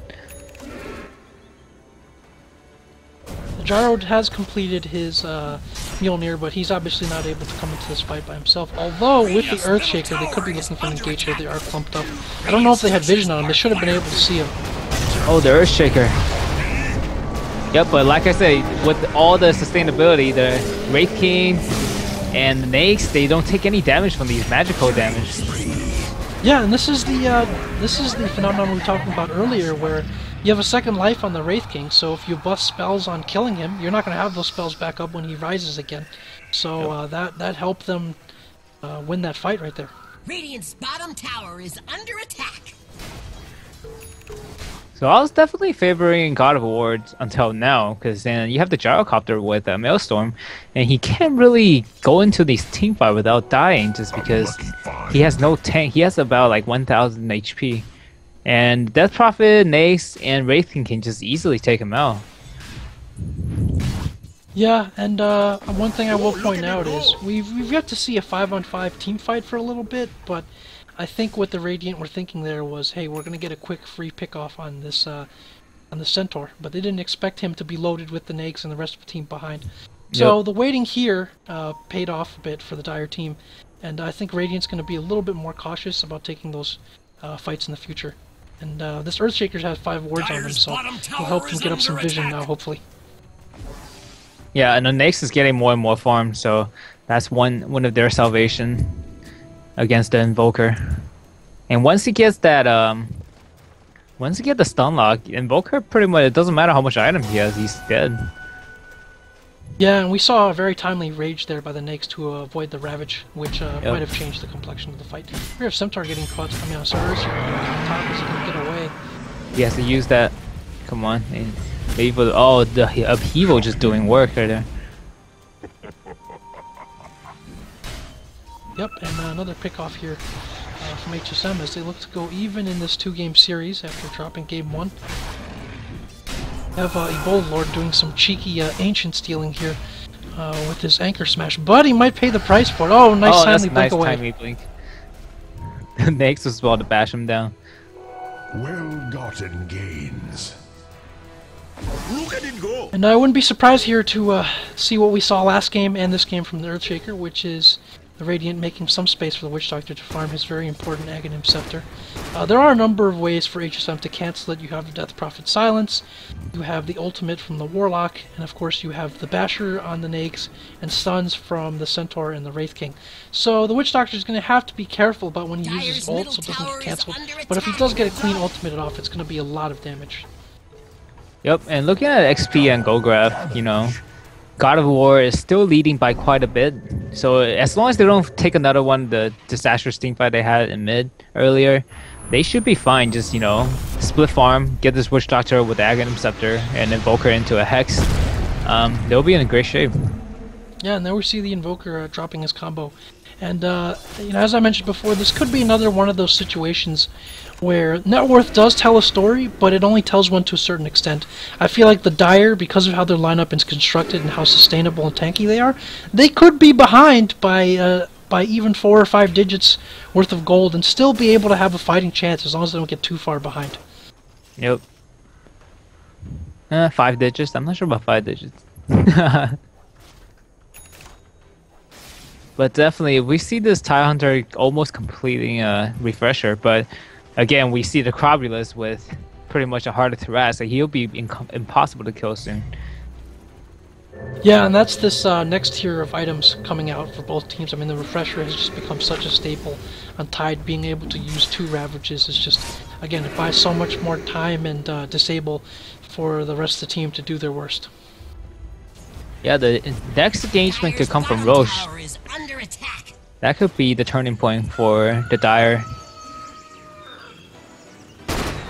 looking at the gyrocopter here, it looks like he does have a Demon Edge, so with MKB being a staple item often in gyrocopters, I think it's safe to say that's what he's going for.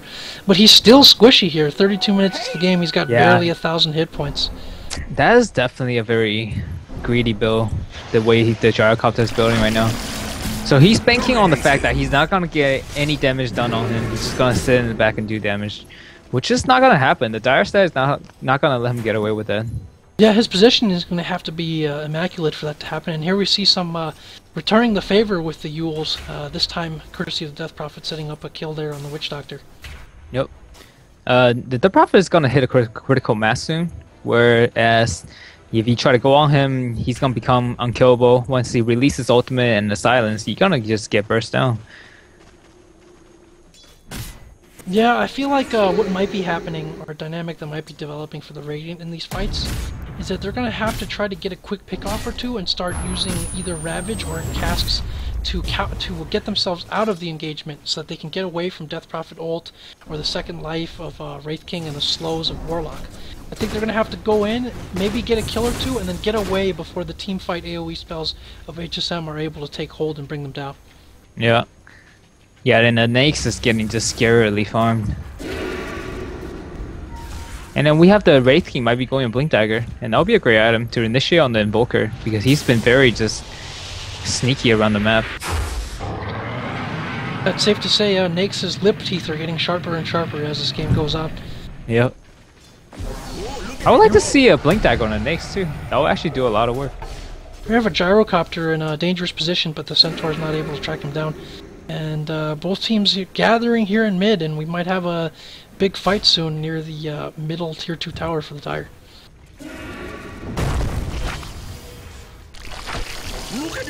Yeah, the team fight is gonna come down to how well the tie hits is the Ravage. It should be at least a 2 to 3 man Ravage, and then into a Earthshaker Echo Slam. I like this positioning here from the Invoker. I mean, it's always good to see players using the Fog of War or being sneaky or indirect with their positioning. That's one thing that players usually improve on here. Is we have a the Earthshaker just got melted, and then go into a Centaur Stomp. That was a great engagement, and into the Warlock ulti. They cannot ask for a better engagement there. And we're seeing a number of squishy, high damage heroes caught out here. And with 3 dead, I think the HSM can start barreling down here and looking to put some damage in the tier 2s, maybe try to force a buyback. Yeah, God of War is definitely letting the guards down. They had the early lead and then just took 2 very bad team fights, and now they're looking to lose a T3, maybe a T4. Maybe the Rex? I don't know. The Invoker is able to temporarily drive them off with the old meatball.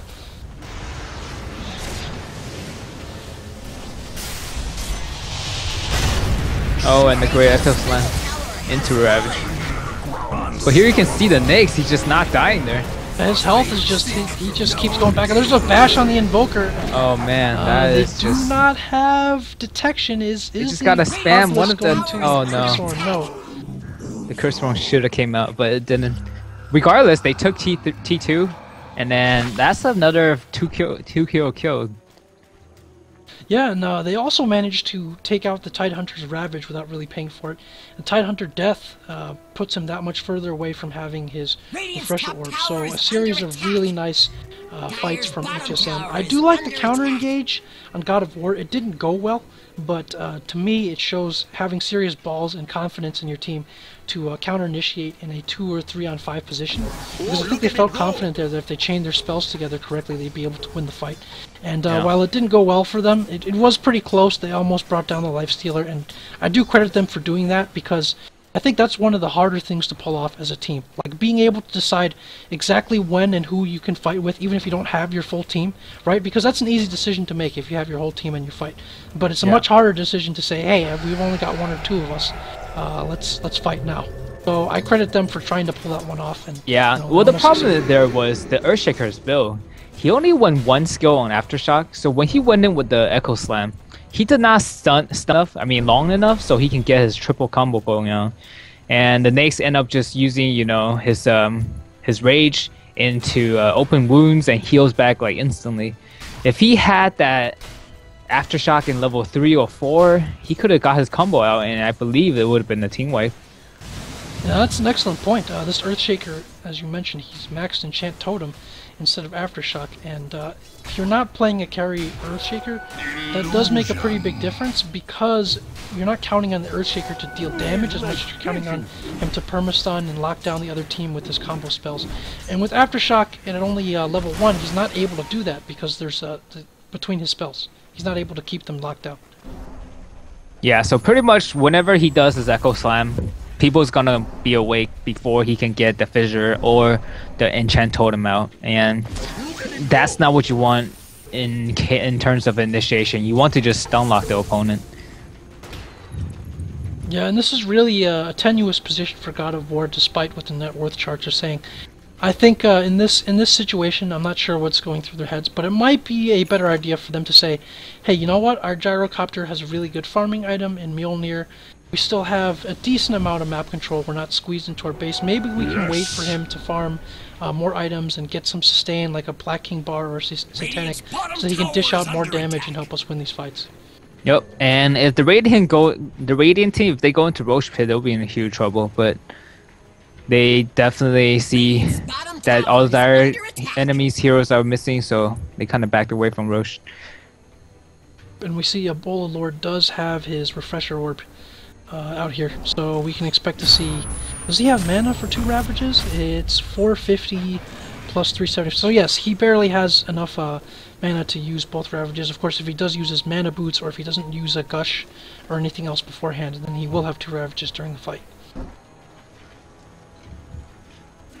Another crucial item nearly coming online. The Witch Doctor almost has his Aghanim Scepter.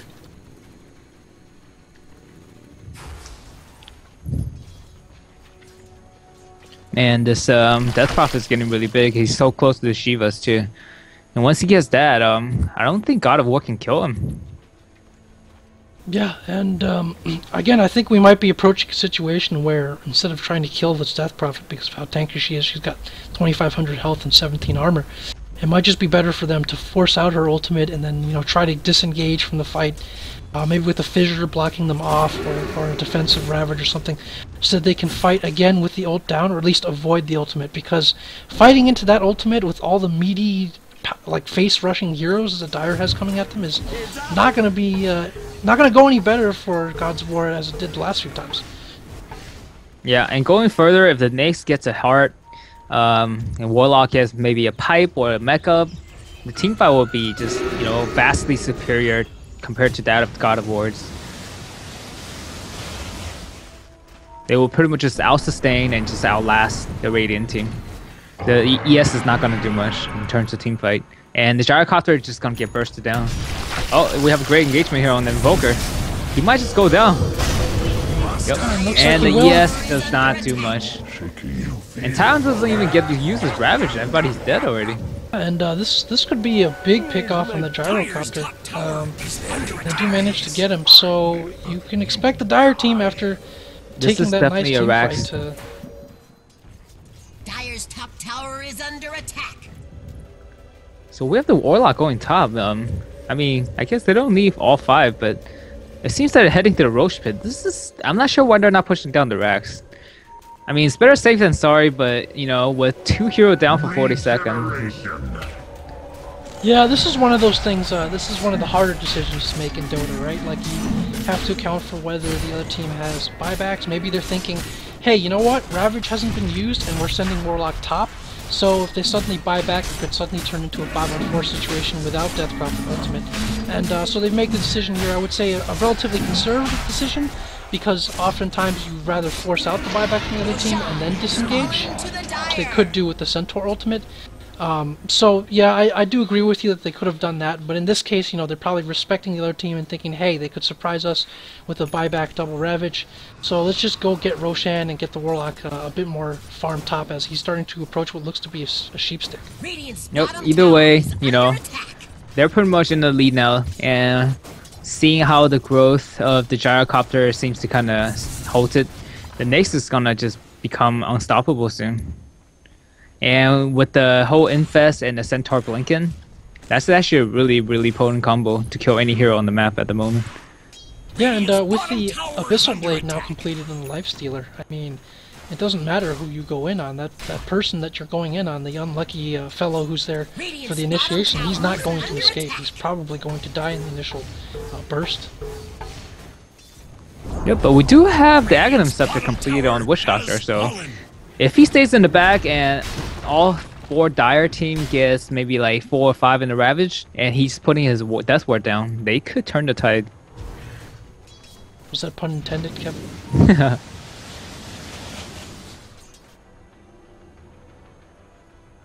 Yeah, but we still have yet to see this double Ravage. He's just being very conservative on using it. Yeah, and I mean, here's the problem, because HSM had a successful initiation there. When you Ravage, right, you've got to have follow-up. You have to have something that comes after, and if the HSM gets off a successful initiation and 2 of your core heroes, 3 of your core heroes, including your damage dealers, are dead, what's the point of Ravaging? There's nothing left to follow it up. Yeah, and that's why the Gyrocopter's build is really just worrisome, because he can't last the team fight. And there's that Abyssal Now Blade, the there's and with the nice first Ravage. Here we have the ult from the Witch Doctor, and this looks like it's going to be going the other way. This is Oh, and it's cancelled by the Warlock ulti. And they got the Death Prophet. Just barely, but they got it. Yeah, but here comes the second round as the Dire Heroes turn back around. That was probably the ideal fight for God of War in terms of order of spells. I mean, Smoker, is he gonna get away? He could probably blink away if he has any time. But the Nyx predicted his movement. That was really nice. Nice play there from Nessa Van Cleaves. There's the bash. He gets rewarded for the bash with his excellent anticipation. And this could be high ground, or at least a T3. And you know, I think that was kind of the story of the game right there. I mean, even with a relatively clean initiation for God of War that went about as well for them as they could hope, they still ended up losing that fight because there was just so much sustain and like face rush coming out of HSM. Yep. And that's a good idea to back down, you know, just kind of re-engage later. They forced the buyback on Invoker, and that's about like 1,500 gold just wasted. Yeah, I'm impressed with their discipline. I mean, they've we didn't get a chance to see them play with a lead in the first game. We didn't get to see them try to consolidate their advantage. But in this position, in this game where they're holding on to a lead now, they've done, you know, a really good job of doing that. And I like to see this from teams a lot too. This is something that plagues public Dota games and even newer teams. It's having discipline to not throw your leads away, not throw your advantages away. I don't want to quote the hackneyed phrase from Tasteless and Artosis about when you're ahead, get more ahead. But that's what these teams are doing. They're content to just build on their advantages and not give the opponents a chance to strike back with any throws or any bad decisions. Well, if only God of War could have taken your advice, because they definitely threw their advantage away. Yeah, they probably needed to press a little bit earlier, seeing that they got their blink daggers up, and before HSM's like super tanky cores and heroes started getting more than they wanted. Well, the problem is after this Ravage and the Refresher Ravage, I mean, your Gyrocopter was already dead. He was not in any of these like Ravage team fights. He pretty much are the first one to die every single time. Without that BKB, he can't survive the Nyx. He can't, take any of the crop. I mean, the Death Prophet ulti. And again, with it, buyback on Invoker if he dies here. An excellent deathly blast. Wow, big play there from the Invoker. Wow, that was actually a very good team fight. And this Nyx might be going down too. Oh, he sees him. With the Sentry Ward. I see you. The Nyx is... This Invoker is pushing his luck. Game of chicken there, and wow, the Nyx is just... Well, Nyx actually went down. That was a great engagement for the Radiant team. Yeah, and big plays from this Invoker. I mean, you can kind of see why they gave this guy farm here. I mean, he did a great job of kiting the Nyx. He looked like he was about to go down in the mid when he was surrounded by 3 heroes, but he threw an excellent deafening blast that bought just enough time for the Ravage to come in and for the fight to turn around for Radiant. And it's the first fight they've taken in a while. Let's see if they can capitalize on it. Yep. And there you see where the Gyrocopter inside a team fight actually does work. So he wasn't the first one to be brought down that fight, and then he just like go to town on all the hero that's getting ravaged.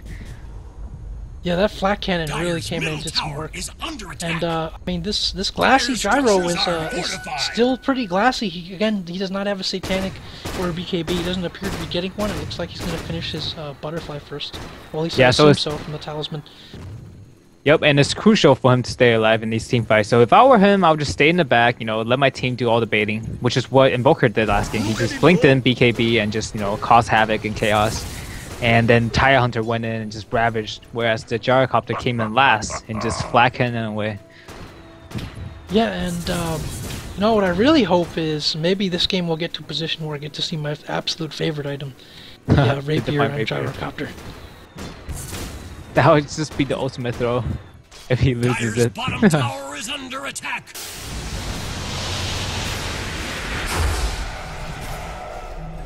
Yeah, I think what the Nakes need right now is just a heart, the pure sustainability. And if he can last in team fights, there's not much a Gyrocopter can do to him. Looks like he's going to go for an Assault Cuirass here, and I think it's a pretty solid choice. I mean, it protects his team from the Gyrocopter spread a little bit. It gives him a lot more damage output, so I think it's a pretty solid overall item. Yeah. Dire's bottom And this tower Witch Doctor has is actually been doing a lot of work in team fight too, with that Death Ward, with the Aghanim Scepter upgrade, it's doing a lot of damage. And it looks like he's going for a perhaps a Shadow Blade here to disappear and meld into the shadows after he gets his ult off. I do kind of wish he would get a BKB instead, because there are a lot of ways to cancel his spell on the other team. That would mostly be dispelled by BKB unless you go in with the Nakes and get a Bash or an Abyssal. Oh, on look him. at it go! Well, I guess BKB won't do much against the Warlock ulti. That thing still cancels your ulti. That's true. That's a good point. Although, neither would Shadow Blade. Yeah. Well, either way. But I don't believe you have to complete the Shadow Blade. I believe you can just cast your ulti and go into the Shadow Dire's Amulet. It middle actually tower works. has fallen. It's not really like a channeling. And the teams have been fighting over this patch of ground here like it's the Holy Land or something. All of the fights that we've seen in the last few minutes have come in this patch of earth here, between pretty much squarely center of the map. Yeah, and you see like a roller coaster of the net worth and XP. It's going up and down, up and down. Just seems that HSM is gonna take this game, and you have God of War's kind of making a comeback again. Yeah, and it's about how clean the initiations go and the big plays. Some games you get this feeling where you see an advantage in gold or net worth and seems decisive. Other games you say, well, gold and net worth it almost isn't as important as the execution on the fights, just because both teams are so strong that if you make a mistake, you're gonna pay for it. So that's one thing I really like about this game, where we're not just saying, hey, this guy's got this much net worth, this much lead, the other team's in deep crap. It's more of a we'll just see how the fights go. Yeah. And one advice I like to give to people at this stage of the game, where you have the 40-50 minute game, is to just get a gem and a couple of wards and just de-war everything on the map. This way, all your enemies blind, and then you get a couple engagement and will pick off. That will lead to like 1 or 2 racks. Yeah, that's a great point, and one that we're definitely going to be making again. I'm loving the ward coverage right now from HSM. They have a couple aggressive wards, so they can kind of see where the other team is. And vision is everything at this point in the game, as the Invoker barely gets caught on the edge of the Centaur stun. And they don't have any. They don't have any Sentry Wards. No, the Warlock had a Sentry Ward, but he didn't drop it, and Invoker got away. Oh, he dropped That was something. It wasn't the definitely- Sentry Ward. It was the Rock. That was a huge misplay coming out of Warlock. If he dropped the Sentry Ward and just, sacrificed the Invoker, that was a, value pickoff. Yeah, and they that could have went to the Invoker Roche. should not have survived it. That was one of those movie escapes where it's like Yep. the guy absolutely should not have been able to get away, but some miracle happens and he manages to. Miracle is definitely the wrong word. It's some misplay. Well, with Rock down, Radiant are gathering. Maybe they're considering going into his fight there. And the Invoker didn't even use his BKB there, so I think he was pretty much thinking, I'm probably dead. But then when no detection in the Rock came down, he managed to blink away. Yeah. And Radiant team's definitely taking advantage of the fact that Rock is down, and they're trying to push T3. But with the bad engagement, they could still very much lose team fight. Yeah, and I like this. I like what they're doing here too. This is shades of HSM here. They're just going to back up, and Well-gotten gains. Roshan is a bit dangerous for them because they don't have vision to tell them where the other team is. They are going to have Tidehunter here be their vanguard, kind of, and kind of smell out what's coming, but it could still end up being an ugly fight for them in the Roshan pit. Finally, we see the Wraith King getting a gem, so now they'll be doing a lot of dewarding. Getting rid of all the vision by the Radiant team. And that's a great play. Yep, and going back to that point, as I said, we're going to be mentioning that a lot here. The gem is a great way to close out a game for a team, or even just secure map control. I mean, you just want to be able to clear out all the wards so the other team doesn't know what you're doing. Knowledge is the basis of all the decisions made in this game, and restricting that for your enemy is always a huge value. Yeah, and usually you have it on heroes, you know, the 4 or 3 position hero where they're just very hard to kill. Whereas the Wraith King have 2 lives, and with a Blink Dagger, chances are he's not gonna die. And if he does, it probably means that you lost the team fight anyway. And then the gem, you know, and if you can de-ward 2 or 3 sets of wards, this gem is pretty much pays for itself. Yeah, and I was going to make that point about the Rapier too. I mean, if you're far enough behind and get into a desperate position where you need Rapier, well, if you drop the Rapier, so what? If you lose that fight, you're going to lose the game anyway, so you might as well just go for it. Reinforced their structures. So it seems like they're smoking into the Roche pit. They probably think Dire is going to Roche, but when they see them not in there, they can probably just take themselves. Yeah, and But it seems the Dire team is heading toward Roche pit too, so we're going to see a big team fight here. Heterosexual men have sniffed this out, and this is not a great position for the Radiant to be. Oh, You do man. not want to be sequestered into this little corner. And there's a They need the 3-man double stop. Ravage out, but it is too little too late. The Tide is getting bursted down before the second Ravage came out. And the ES just went in and just suicided. This is a terrible exchange for the Radiant team. And now Roche's gonna be taken, and we're looking at maybe 1 or 2 Rex. Roshan has fallen to the Dire. Man, that was just disastrous for God of War. Yeah, I mean, that was one of those situations where, you know, maybe they felt that they needed to take a risk. Okay, HSM, I'm not sure why they're pushing bottom when they could just be barreling down the mid racks, but you know. That's true, that would be the more efficient path. Maybe they're thinking that they want to take 2 sets of Raxes, but the Radiant team aren't dead for that long, so I'm not sure if that's... And the the Centaur Centaur is has to be kinda- careful because the Invoker can take him, but of course the Invoker's going to assume his Yeah. teammates are all behind him. He's going to be surprised to see them all bunched down here. What am I watching here? Radiant's bottom tower has fallen. And so the Centaur limps home, and it looks like And Gods of War they're are going to just get out of this backing one off scot-free. again. I believe, so the HSM, they really lack confidence in terms of their high ground capability. And that's one thing we see on pub games that happens a lot. Like, you have a massive lead, and the enemy team doesn't have any ulti, though. There's really no point, you know, being so timid. But, you know, better safe than sorry. I guess that's their strategy. And they do have the Aegis. You know, it's not going to time out for another 4.5 minutes. So they still have time to push down mid-racks if they want to. Yeah, and they have to know that there's just one Ravage, too. And you're right, this is the opposite syndrome, right? A lot of times we see in pub games teams throw away their leads from being too aggressive on high ground. This is the opposite. They're not capitalizing on winning these team fights. Now, some more crucial items coming out here. We have the Sheep Stick on this Invoker who's just been making big plays all game. I mean, this is just another tool for him. And we also have the Butterfly coming out on the Gyrocopter. The Lifestealer elected not to get MKB, so this could change the speed at which Gyrocopter is bursted down. Yeah, but without that BKB, the Gyrocopter is still very squishy when you have the Skeleton King, the Wraith King, and Centaur going on him. He'll just die from pure magic damage and doesn't even need a physical damage on him. Yeah, he could certainly be bursted down, and that's where they're going to be counting on the counter initiation from the Tidehunter and the Earthshaker to keep him alive. This game approaches the hour mark, and you know, I like some of these long games.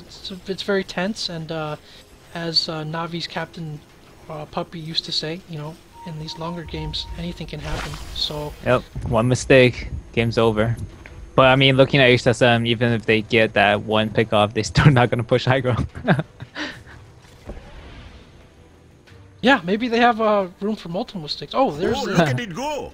a gem there on It's the a free ground. gem. Nobody wants it. Wraith King's got a bunch of empty slots. He'll take it. Oh my. Yeah, if this game keep going on in another 20 minutes, Wraith King's gonna become a carry soon too. Yeah, usually as the game wears on, you'll see a Maelstrom or a Mjolnir coming out from the support Wraith King to get them some damage and get them some more return. And longer this game goes, the more likely we are to see a Rapier on Gyro, so Yeah. I'm okay with that. What God of War needs to do is stop having this Witch Doctor in the front lines. He needs to just sit in the back, pretty much bait his teammate and just throw out this Death War in team fights, and they're pretty much gonna win. If not, if he gets picked off, yeah, their chances of winning the team fight are just slim to none. Double damage. He's come out of the Infest there to grab a double damage, and his Aegis is probably going to be going down soon. It's not going to be up for much longer, so we'll see if they decide to make a move with this latest Aegis. Yep, they should definitely just try to push down the Rex. They have the Rock, they have everything they need. 2 lives on it. Wraith King, and then Nakes have double damage. The Aegis should be timing out around like 2 minutes or so. So yeah, they should make use of it. Yep, and here they are. They come steaming down the mid. What do you think God of War should do here? Do you think he should try a surprise engagement out of the base? Do you think he should smoke around, or do you think they should just wait for them on high ground? Yeah, personally, my favorite is when just Ty goes in unsuspected, double ravage with the Death War. They can actually wipe them out before they even realize they're getting killed. But But it it seems does look like like your they will back Dieting's- up here, as Yeah, expected they're not from gonna you, engage. Kevin. Yeah, they're definitely underestimating their power to push. Because then soon you'll have the Death Prophet hitting the 6th slot, and whereas, God of War still have a lot of room to grow. They have the Gyrocopter. If anything, he can go BKB into Divine Rapier. Yeah, and this is the thing about Death Prophet. I mean, it's always great to have more farm and items on heroes, but when the Death Prophet reaches a certain threshold of tankiness, unless she goes Refresher Orb or something, she's not really going to put out any more damage. As in, the amount of damage that she puts out now is similar to the amount that she would have put out a long time ago, except, she's more survivable. But if they weren't going to kill her originally anyway, they're still not going to kill her now, so she's not getting stronger relative to the other heroes in the game for the Radiant. She's pretty much stagnated or become worse, because it is still all about her ultimate, so unless she gets a refresher, I mean, the Death Prophet's still the Death Prophet. Yeah. Yeah, seems like this game is kind of stuck at a stalemate, even though... Yeah, it seems like the Aegis is just gonna go to waste. Maybe they'll wait for another Roche. That's what it's looking like. This game's really taking on the feel of some of those Chinese Dota games.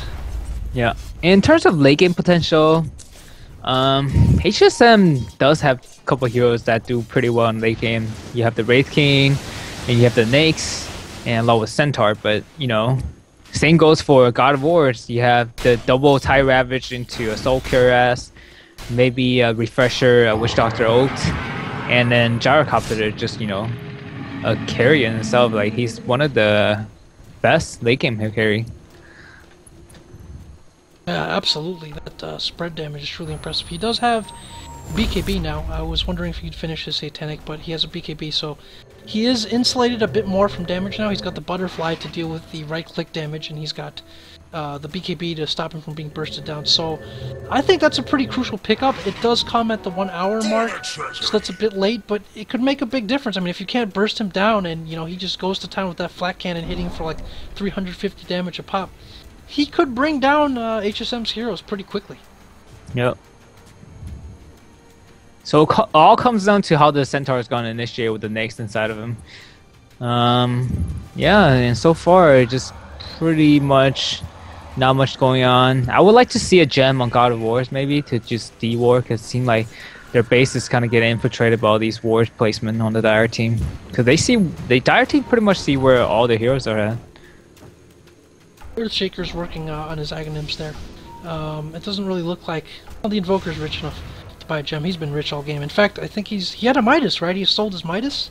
Yeah, I'm not sure why he did that, but he sold his Midas. Well, sometimes you have to sacrifice greed for the better of the team, although he's got an empty slot, so it's not like he had to replace anything with it. Yeah, it's always a good thing to have a TP score, I guess, which he still doesn't have, but that's what I'm assuming he's saving the slot for. Oh, this Gyrocopter's in a terrible position. If they caught him, this game could be over. Yeah, here we have a smoke. There hasn't been a smoke in a while, and I like what Maybe if they catch this Thailander, that could make a difference too. Oh, that's a clutch blink away there. Really quick Centaur play by reacted Bullard. really Here slow comes the today. He Centaur. could've They got might be pressing too much here. Actually, might play right into the hands of two Ravaged. Here comes Oh, the Gyro Ravage Copter. and the freaking Echo Scan did not. Oh, here we have the Witch Doctors doing work. This is exactly what they need. Doctor finishes off the Yep. Lifestealer, and what a turnaround here for the Radiant. They managed to get a team wipe, and that was one of those situations which I'm sure HSM will learn from, which is if you look for your pick off and initiation and you don't get it, sometimes you just gotta back up and try again. In this case, they didn't get the Tidehunter, a really fast reacting blink out. Maybe he was anticipating a gank. So Centaur pops the ult, and they charge into the forest, right into the waiting jaws of God's War. Yep, and they forced 3 buyback, which is a little unnecessary. And with the 4th buyback, which is definitely not needed. Oh, this is just a buyback war. Might as well Maybe follow. they'll look to, push the Rex and force the Gyrocopter buyback. But that doesn't seem to be the case, whereas then you have the lifesteal going top lane again. If they didn't do it before, Kevin, they're not going to do it now. Yeah, HSM is definitely, they need to get their priorities straight. Dota's a game all about timing. It's just like StarCraft, you time the ultimate, you time the pushes. Whereas if you miss that timing, your hero's effectiveness just drops dramatically. Yeah, and I think they'd still be okay in these fights. I just think that was a bit too much of a pressing the issue there. They kind of everyone just funneled into one small space over here, and it just set up everything perfectly. Like all the ultimates from God of War basically hit everyone. The Witch Doctor ult just was dropped unmolested the whole time. It just did a ton of work. Basically bounced and cut down the whole team. And Gyrocopter ran in. He actually lost his man fight to Naix in the midst of that, but it didn't matter. There's just so much damage, and the timing of the damage coming out from God of War. Yeah, we have a word for that. It's the tunnel vision, and it happens a lot. You just got this single narrated vision. You just kind of want to kill the Tidehunter, and you don't care about anything else, and that's what happened there.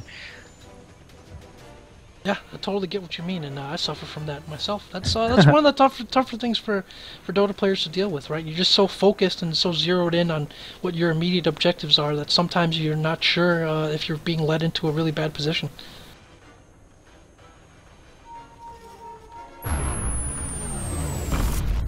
Yeah, so it seems like the game might just, go back into a very static Chinese-style Dota, just farm, maybe wait till buyback is back on cooldown, and we might see another engagement after that.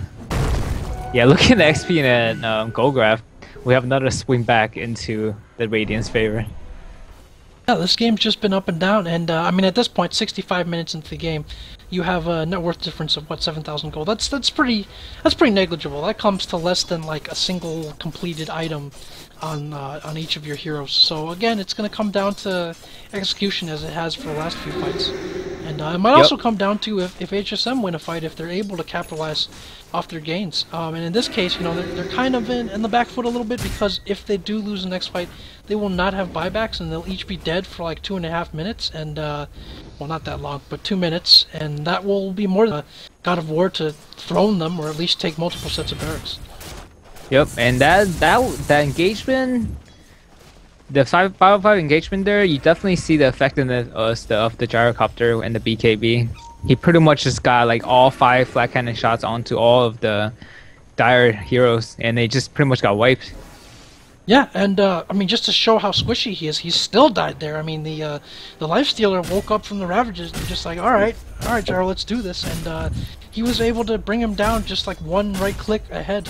And so the Gyro is, he's a glass cannon, but if the positioning is right for him from the initiation and from the teamfight ults, I mean, it is being glassy, doesn't matter, he'll just do his thing.